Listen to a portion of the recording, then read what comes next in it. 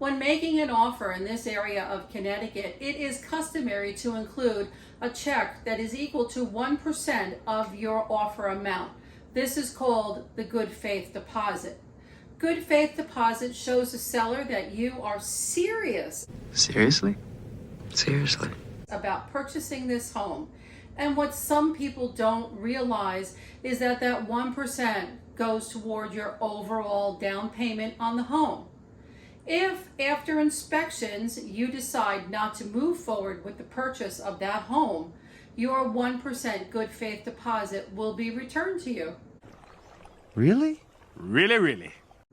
This has been Richelle Ward with your Monday Market Minute, and I will see you next week.